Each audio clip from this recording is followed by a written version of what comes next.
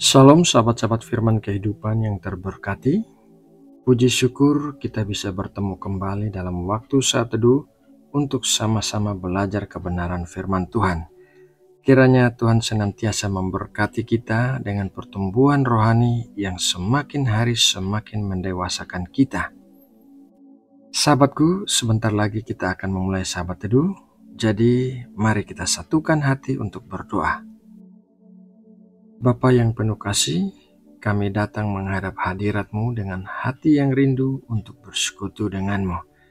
Terima kasih untuk anugerah-Mu yang baru setiap pagi, untuk nafas kehidupan dan kesempatan indah yang Kau berikan kepada kami. Saat ini kami ingin menenangkan hati, mengarahkan pikiran, dan membuka telinga rohani kami untuk mendengarkan suara-Mu melalui firman-Mu. Kuduskanlah hati kami, jauhkan dari segala gangguan, dan berikan kami hikmat serta pengertian, supaya setiap kebenaran yang kami baca dan renungkan boleh berakar, bertumbuh dan berbuah dalam hidup kami. Biarlah melalui saat teduh ini kami semakin mengenal Engkau, semakin mengasihi Engkau, dan hidup kami semakin mencerminkan kasih-Mu. Kami menyerahkan waktu ini sepenuhnya dalam pimpinan Roh Kudus. Di dalam nama Tuhan Yesus Kristus, kami berdoa dan mengucap syukur. Amin. Sahabat firman kehidupan yang terkasih, dalam renungan beberapa hari yang lalu, kita sudah belajar tentang harta sejati di sorga. Ada harta yang sejati berarti ada harta yang palsu. Harta yang sejati adalah segala perbuatan baik dan kebenaran yang dilakukan di bumi yang merupakan investasi yang dibawa ke dalam kerajaan sorga. Sedangkan harta yang palsu adalah segala penghiburan dan kuasa yang ditawarkan oleh dunia yang bersifat fana dan tidak kekal. Nah, pada renungan hari ini kita akan belajar tentang harta yang berharga yang bisa kita simpan di dalam hati, yang akan memberikan manfaat dalam kehidupan kita saat ini maupun merupakan investasi yang dibawa ke dalam kerajaan surga. Mari kita mulai dengan membaca dua ayat Alkitab ini. Mazmur 119 ayat 11. Dalam hatiku aku menyimpan janji-Mu, supaya aku jangan berdosa terhadap Engkau. Mazmur 119 ayat 93. Untuk selama-lamanya aku tidak melupakan titah-titah-Mu, sebab dengan itu Engkau menghidupkan aku. Harta yang paling berharga yang bisa kita simpan di dalam hati kita adalah janji-janji dan prinsip firman Tuhan. Mengapa demikian? Alasan yang pertama adalah menjaga kita dari berbuat dosa. Di dalam Mazmur 119 ayat 11 dikatakan demikian. Dalam hatiku aku menyimpan janji-Mu, supaya aku jangan berdosa terhadap Engkau.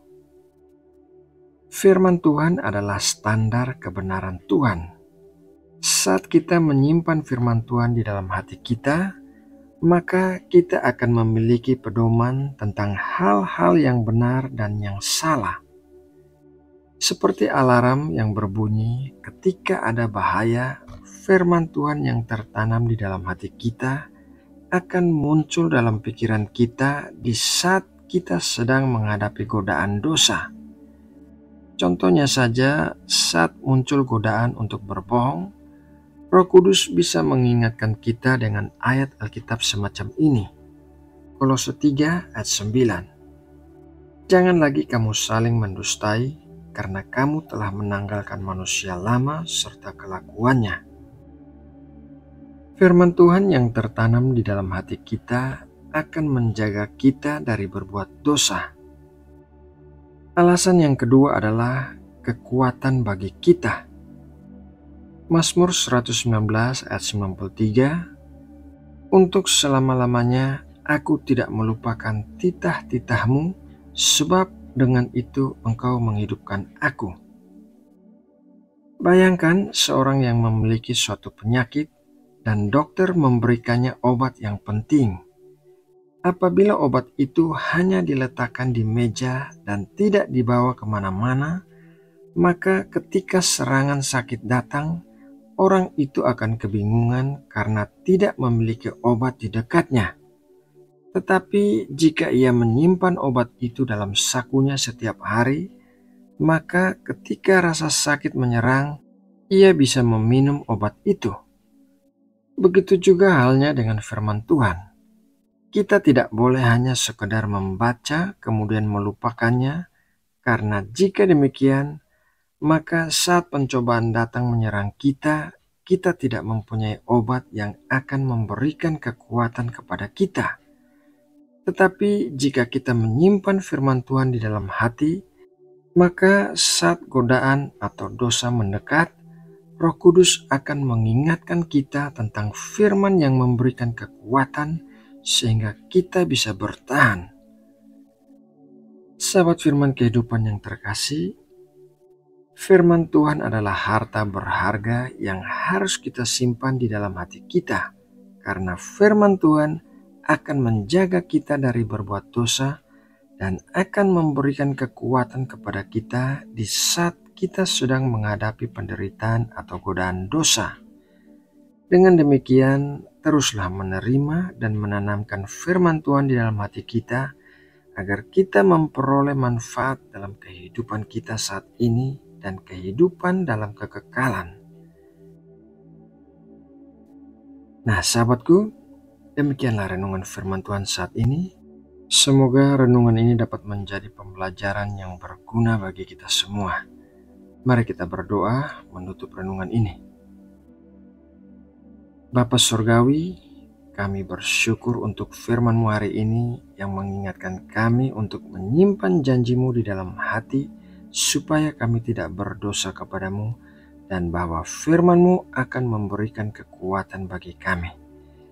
Tolong kami ya Bapa agar bukan hanya menjadi pendengar tetapi juga menjadi pelaku firman, dan ajari kami untuk merenungkan dan menghidupi firman-Mu setiap hari sehingga hati kami dipenuhi dengan kebenaran-Mu dan hidup kami terjaga dari godaan dosa.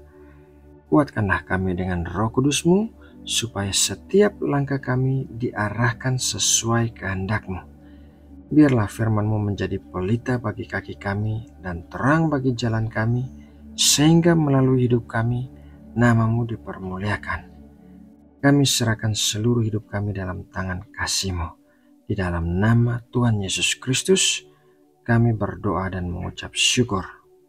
Amin.